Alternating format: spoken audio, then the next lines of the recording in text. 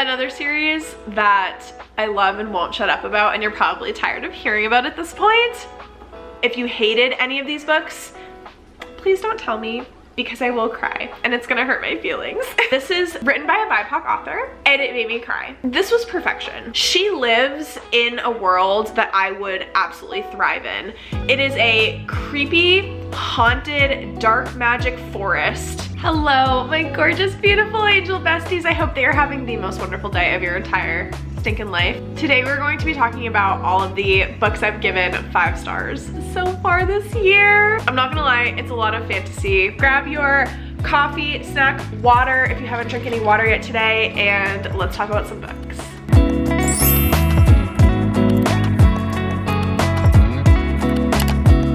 We're gonna start with the non-fantasy because I have 2 non-fantasies, a bunch of graphic novels that I've given 5 stars, and then we will get into all the fantasy books. The first that I'll talk about was actually one of the first books that I read this year, and that was Magnolia Parks by Jessa Hastings. It kills me in my soul that I haven't purchased a physical copy of this book yet. I did read it on Kindle Unlimited. It is a very messy, rich person romance, and I have discovered this year that I love rich people romances. They're so fun.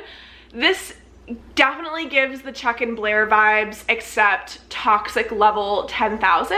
It still hurts to this day. I had such a massive book hangover from this book. I was nonstop listening to all of the sad, heartbroken Taylor Swift songs after I read this book. If you want the Spotify playlist, I will link it in the description box below because you will need it after reading this book. I do also understand that this book is kind of polarizing. Some people absolutely love it, such as myself. Other people hate it. I read this with a couple of my friends and they both wanted to absolutely DNF the book. Meanwhile, I was so invested in it and my feelings were hurt that they weren't on my level. That was my first 5-star read of the year. I'm very excited to get to the 3rd book in the series, by the way. That's where we return to Magnolia Parks POV, and I can't wait. Because I don't know, I just wasn't as much of a Daisy Hates girl as I was Magnolia Parks. Okay, my other non-fantasy 5-star read was A Multitude of Dreams by Mara Rutherford. This was an arc that I received early. This book comes out in October or September, I want to say. This is a gothic YA Poe retelling. It is a retelling or inspired by The Mask of Red Death.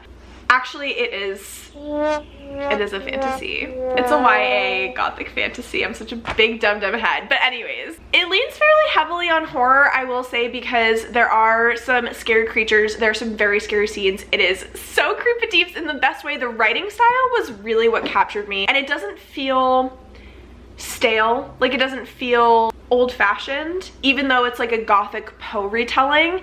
It is very approachable. Writing style, I guess, similar to What Moves the Dead by T. Kingfisher, because that was also a Poe retelling, and it does gothic in the best stinking way. A Multitude of Dreams takes place after this really bloody plague. We meet up with our characters after the worst of the plague. However, they're still very impacted and the world is still very impacted. We follow 2 POVs. We have Princess Imogen. She has been safeguarded but also / locked in this castle with a mad king who continues to go more and more insane over time, and she has a secret that she's hiding that's gonna come out and gonna be crazy. And then our second POV was Nico Mott. He also enjoyed more of a comfortable life of status. If not for the generosity of this nearby lord, he probably wouldn't have survived the aftermath of the plague. But Lord Crane sends Nico out to find plague survivors, and Nico collides with the princess who wants to break out of the castle. My next category, I'm going to talk about some of the graphic novels that I've given 5 stars. I don't typically give star ratings to graphic novels or mangas because it just gets very difficult for me, and so I tend not to rate those things. However, these were graphic novels that I had to rate. The first one being The Moth Keeper by Kay O'Neill. This is the same author who wrote and illustrated The Tea Dragon Society. So it is very, very adorable. It talks about serious topics in a very gentle way. This talks about mental health. We follow a couple main characters, but one specifically who has to take over this role of being the Moth Keeper in her village, which is a very isolated position within the village. She wakes up at night and she has to go get these magical moths that her village and her people survive off of, and also the moths kind of tend to the local flora in the way almost like bees do. If they see daylight, they will just dissipate and fly away because they're like moonlight moths. It is the sweetest story, and this book has a bunch of LGBTQ plus representation, both from the author and then within the book as well. Next we have The Magic Fish. This is written by a BIPOC author, and it made me cry. This was perfection, absolute perfection. I had no choice but to give this book 5 stars. It deserves more than 5 stars in my opinion. We follow a Vietnamese family, a little boy who is going to school, and he has to figure out how to navigate coming out to his family. They're still in the process of learning English, and so he's trying to find even just the right words linguistically on how to communicate that he's gay and like come out to his family. But it's also talking about how the family's transition, moving to the United States, coming from Vietnam, and a lot of their family is still in Vietnam, and what that dynamic is like. And then also the family is learning or reinforcing the English language by our main character reading books that he gets from the library to his family, which is just the cutest thing I've literally ever heard. And so the author also does a fantastic job of weaving in these Vietnamese retellings of classic stories that we know and love. Like Cinderella was one of them that comes to mind, and I think potentially The Little Mermaid as well, I think, was another one. So beautiful if you are looking for just a wonderful, heartfelt book that again kind of gently touches on really serious topics, and looking to support a BIPOC author. Highly recommend this one as well. The last graphic novel that I have to talk about is The Sprite and the Gardener. I cannot even describe how cute this book was. If you like The Tea Dragon Society, I think that you would love The Sprite and the Gardener. We follow a little sprite who is trying to help this garden that is struggling to survive. The owners kind of forgot about it. Life happens. They left their garden fairly unattended. It's very overgrown, a lot of dead plants, and the sprite wants to practice her powers, come into her powers, and so she makes it her mission to revive this garden and tend to this garden and make it something really beautiful. And it was so good. The illustration style is absolutely stunning. I read this book in a vlog as well, which I will leave linked down below. You know, I'm just gonna make a blanket statement. If I have reading vlogs for any of my 5-star reads that I've mentioned, I will link it in the description box below. How about that? So that is The Sprite and the Gardener. One of the most beautiful illustration styles I've ever seen, and the colors of this book were just so cute. I loved it. Okay, now let's get into our true fantasy section, even though I unintentionally popped in one of my fantasy books before this section. Okay, we'll talk about these first 2 books together because they're a series, and I gave both the first and second books in this series 5 stars, and these are the first 2 books in the War of Lost Hearts trilogy or series. It is so incredible. I love these books so much. These books are pain. These books are big pain, but the romance that are in these books with some of our main characters makes me cry, sob, smile, laugh. Tasana and Max are one of my favorite ships, if I'm being honest. They've really become one of my favorite ships. You will end up reading 600 to 700 page books in a matter of days. All of these books as well are on Kindle Unlimited. I just had to buy the physical copies because I annotate them and I love them so much. I don't think we're surprised. Legendborn is a book that is very well loved and talked about in the book community, so I won't go into this too much, but this is a King Arthur retelling. It's written by a BIPOC author as well. We have our main character, Bree, who is attending early college and finds that she has these magical powers. There's secret societies. I won't call it dark academia, but it does have a very academic setting, especially in this first book. I might describe it as a light academia. There's a slight focus on academic studies, but it does move away from that fairly quickly. But secret societies, we love to see it. I don't know why I waited so long to read this book. The way that the Folk of the Air series lives in my head rent-free to this day. I think about Jude and Carden at least once a week still. One of the best enemies to lovers I've ever read. I read How the King of Elfhame Learned to Hate Stories by Holly Black. Sorry, the glare on this is a little crazy.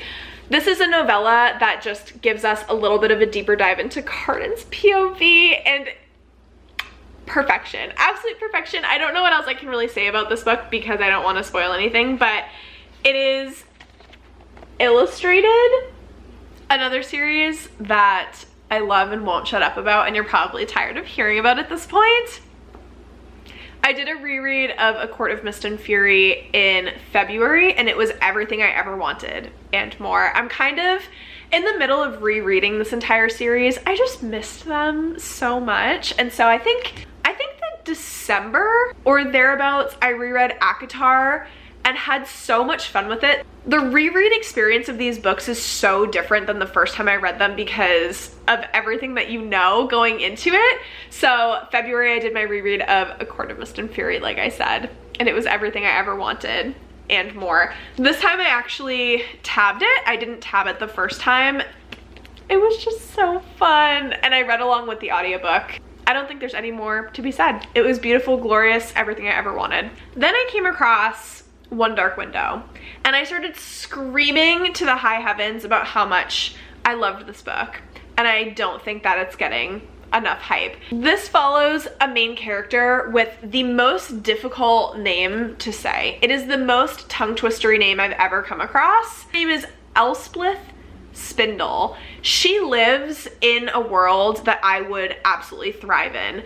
It is a creepy, haunted, dark magic forest. You can't go into the woods alone or really at all because the mist will infect you with dark magic and basically make you go insane. It's a society that's very focused around nature and trees. All of the family names, their last names are named after trees, and the magic system in this book, I love it. I love so much. Elspeth, when she's in the woods, she's not supposed to be, runs into this mysterious highwayman who tries to rob her. He's a very unsavory character, and then she finds out that this highwayman who's doing very unsavory things is also the captain of the guard of Blunder. So he's living a little dual life. He's also very stunning. It gives like Unrequited Love vibes at first. I would say a medium burn type book. I was eating up every second. This book ate and left no crumbs. I loved this romance so much. The second book comes out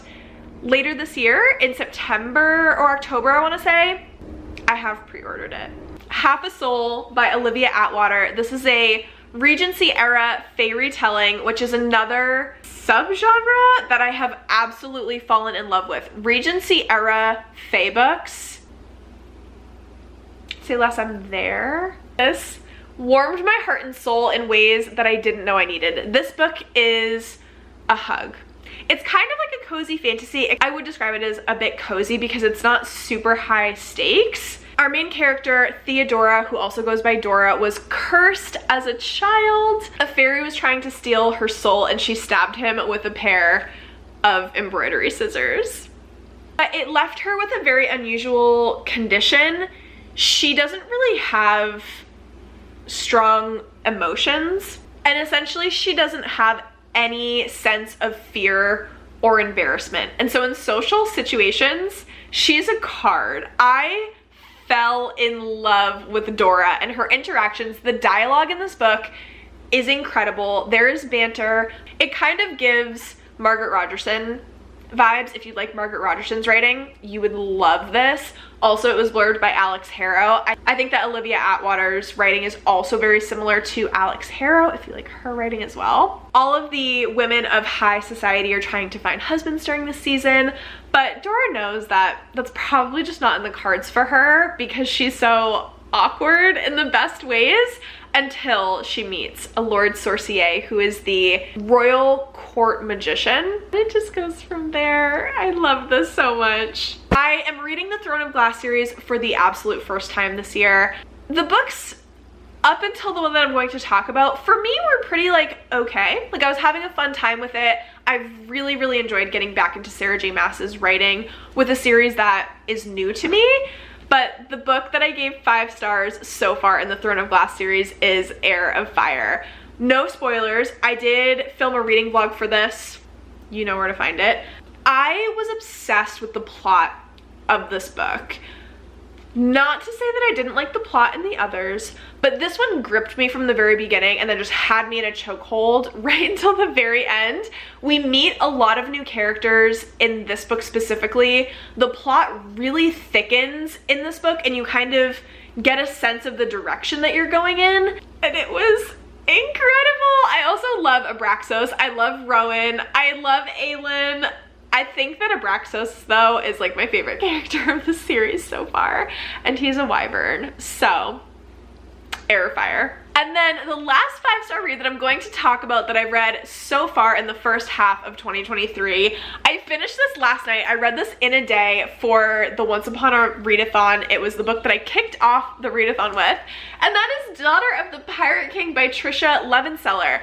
This is a YA fantasy book that's about pirates and sirens, Pirates of the Caribbean vibes. If you played Assassin's Creed, it gives Assassin's Creed Black Flag vibes.